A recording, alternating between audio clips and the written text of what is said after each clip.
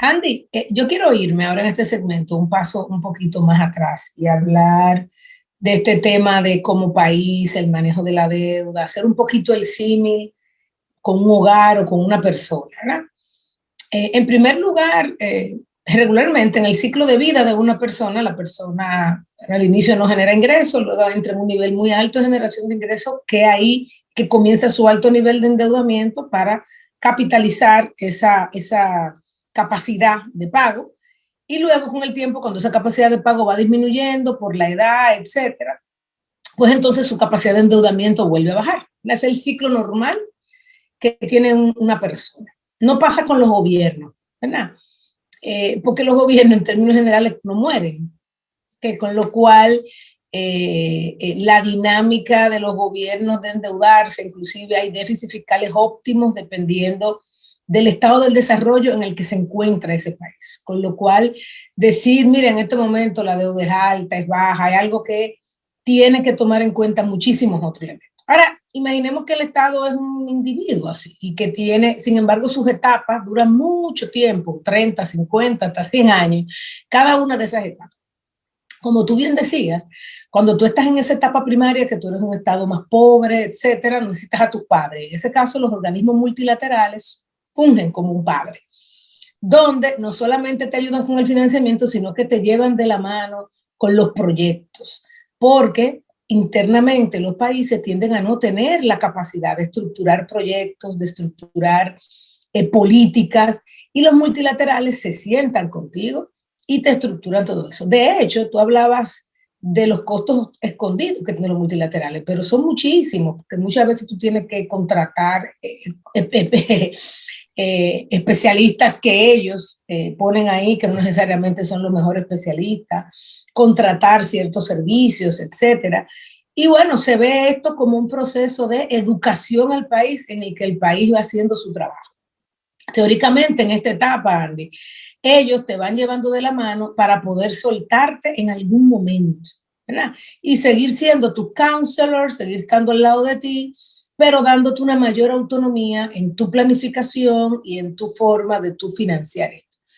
En ese inicio, Andy, es que los países comienzan a hacer la reforma, invertir en educación, etcétera, a ver cuáles son sus ventajas. Luego, tú entras como país en una etapa en la que entró República Dominicana, que el tiempo que tú dures en esa etapa es muy largo, y es una etapa donde ya tú tienes más autonomía, donde ya tú puedes hasta levantar más dinero, y estos países entonces siguen utilizando esa plata para ir desarrollando otros países. Es importante algo, los organismos multilaterales pocas veces te dan el dinero para que tú lo uses a tu consideración, ¿verdad? Regularmente te dicen, vete el proyecto, ¿cuál es la contrapartida que tú vas a poner? Si tú no tienes la contrapartida a tiempo, yo no te lo puedo dar.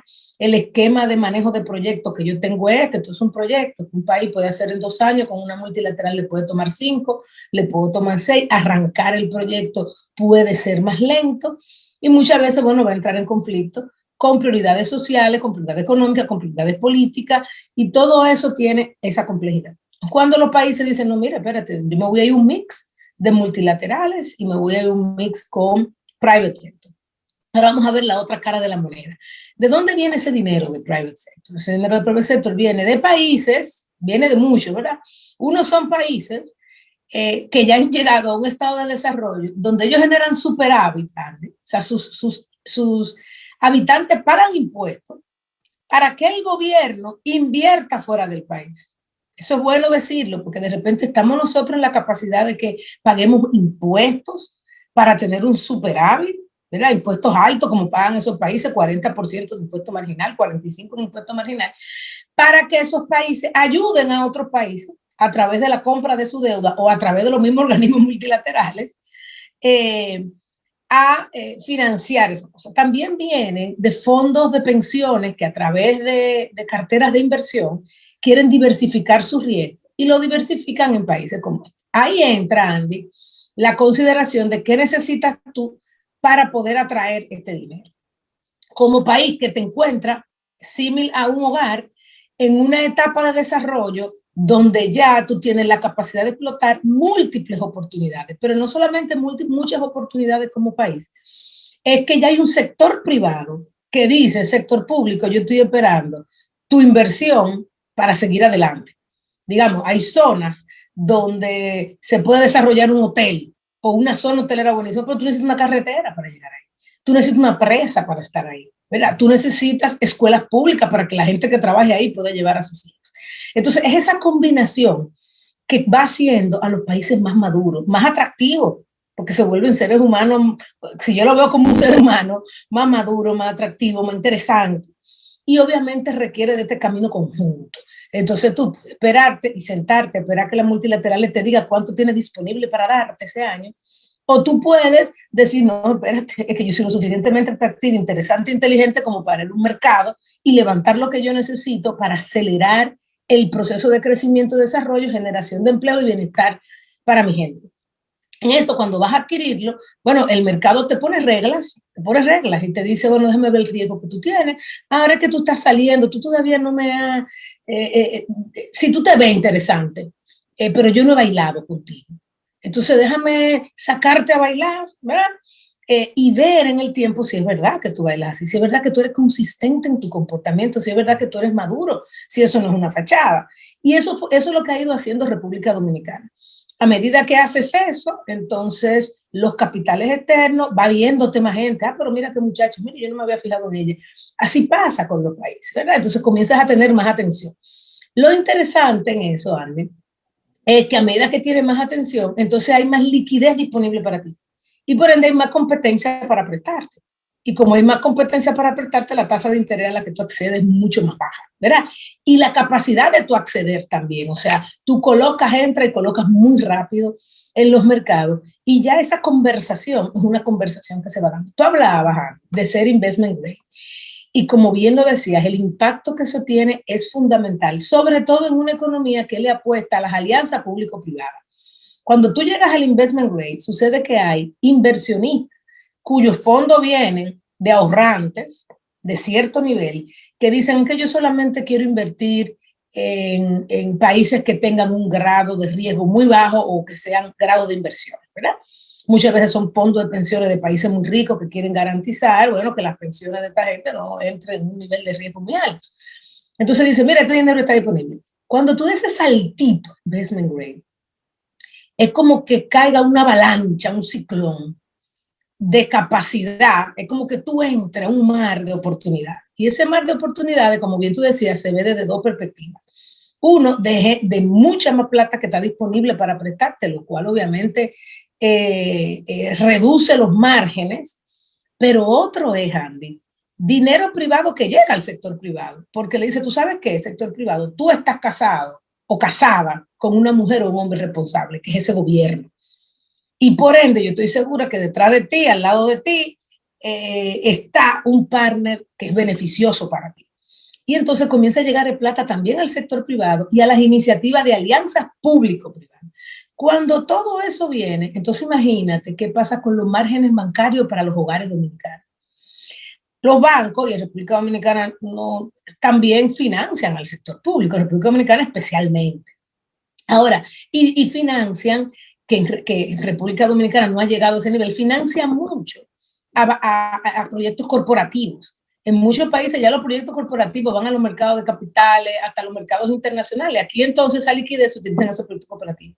Cuando esos proyectos corporativos, estando en un país grado de inversión, se ven con esta capacidad de generar externamente y de importar márgenes más bajos, inmediatamente la banca se queda con una liquidez que hace que los hogares y las empresas más pequeñas que no acceden a esos capitales también le baje la tasa de interés. ¿Por qué? Porque tiene más cash disponible. Y entonces la banca con este cash le bajan los márgenes y vemos una caída de los márgenes a todos los niveles, a los hogares, etc. Entonces ahí viene otro mecanismo de transmisión lindísimo. ¿Cuál es? Inmediatamente los hogares, imaginemos los hogares clase media, media baja, baja su costo de financiamiento, se le genera un cash adicional con una propensión marginal a consumir. O sea, ese dinero que ellos tienen ahora extra porque no lo están pagando en intereses, lo tienen disponible para consumo y para ahorro, pero sobre todo para consumo. Y eso vuelve a entrar a la economía y se vuelve un círculo virtuoso, Andy, preciosísimo. Y todo eso, pues va formando parte, esa trayectoria, ¿verdad?, va formando parte de lo que es el perfil de desarrollo de un país. Ahora, ¿cuánto tiempo nosotros duramos en eso hasta que nos convertimos en países que somos capaces de financiar a otros países, ¿verdad? Eso es un trayecto largo, muy largo. Bueno. Y lo más importante de eso es que en ese trayecto es normal que tengamos déficits fiscales. De hecho, es un trayecto que se caracteriza por tú tener cierto déficit fiscal. Que la capacidad de aumentar ese déficit para invertir, Andy, y para acelerar el desarrollo de los países va a depender de mi comportamiento, de mi perspectiva, de mi manejo de mis políticas públicas, del manejo de mi política tributaria, y obviamente que ese camino es largo. ¿Y por qué yo quiero poner eso sobre la mesa? Porque es que hablamos del déficit como si fuera un monstruo de 30 cabezas, y no lo es. En el estado de desarrollo en el que se encuentra República Dominicana, y vamos a ponerlo como una gente que está entre 25 y 35 años, pero que duramos mucho tiempo ahí, es justo el momento en el cual tú tienes que capitalizar e invertir. Eso es como cuando tú eres una pyme, ¿verdad? Vas a estar endeudada por un tiempo hasta que tú puedas crecer y tienes que capitalizar y tener los déficits financiados para poder invertir en proyectos que aceleren la inversión privada, para poder invertir en toda la infraestructura de naturaleza puramente pública, que lo que hace es aumentar la capacidad futuro, de eso aumentar las probabilidades de que el niño que nazca mañana sea una persona con un nivel de vida aceptable. Entonces, todo eso, Andy, aunque la gente a veces, muchas veces no lo ve, está atado a este tema de la deuda, ¿okay? Y de lo que significa muchas veces tener este tipo de deuda, tener este otro tipo de deuda. Y en todo esto, Andy, recuerdo la pandemia. Yo creo que no debemos olvidar algo tan reciente como la pandemia, que fue toda la discusión, economistas internacionales preguntando cuál es el rol de las multilaterales en la pandemia. Algunos economistas escribieron y decían, no, pero es que el fondo, el BID, tienen que salir a endeudarse para prestarle a los países. O sea, todos los países están mal. Entonces, si todos los países están mal, ¿cómo van a levantar plata para financiar la caída de los ingresos y la necesidad del aumento del gasto por el aumento del desempleo? ¿Verdad? Y decía, bueno, ningún país va a salir a un fondo, a un fondo de pensión canadiense o suizo.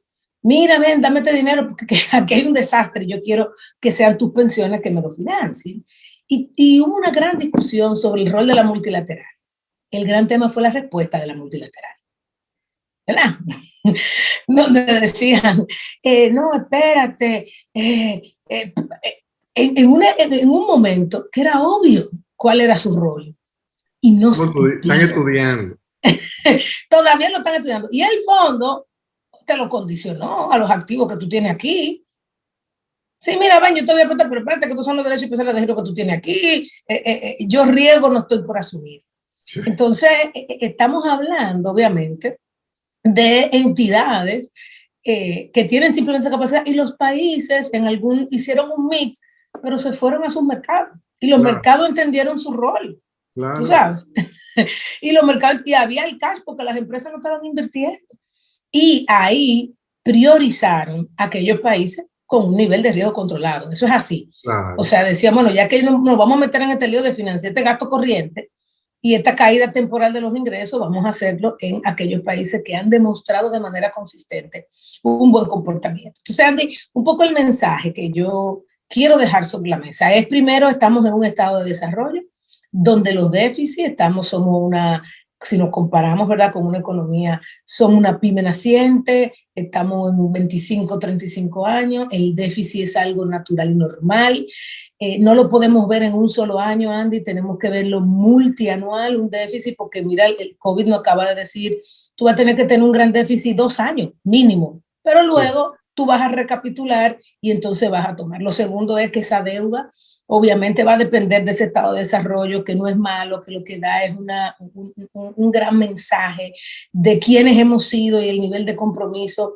que nosotros hemos tenido, y que definitivamente como país este es el mejor momento para, siempre lo ha sido, pero para tener déficit que no tienen que ser relativamente bajos, pero con un compromiso de seguir madurando como país a través de reformas, que son reformas muy críticas para atraer a los inversionistas, para que el Estado tenga la plata Y sobre todo, Andy, que algo muy importante, tú lo decías, y estoy alargando un poco el segmento, pero tú lo decías ahorita, tú decías, mira, nuevas autoridades siempre van a tener un proceso de adaptación, pero Sí. sobre todo, Andy, que como país, cuando tú quieres generar un cambio, los cambios tienen su pro y su contra.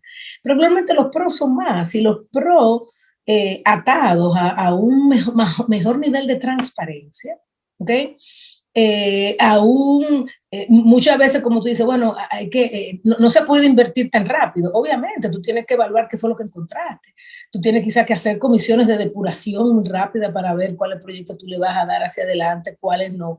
Y es un proceso de transición normal, que es normal cuando tú lo ves en un periodo de 10 años, 12, 15, tú no lo puedes estar viendo simplemente por un periodo de 4 años. Con lo cual, que además de eso, si ese nivel de transparencia y de organización se ve como algo de largo plazo, eso suma a ese perfil que hemos estado dando en los últimos 15 o 20 años y obviamente nos pone en una posición muy favorable para tomar la rienda en nuestro destino, en nuestro manejo económico, acompañar a las multilaterales, ¿por qué no? Pero también con nuestra capacidad de levantar endeudamiento. Este segmento se nos terminó, nos vamos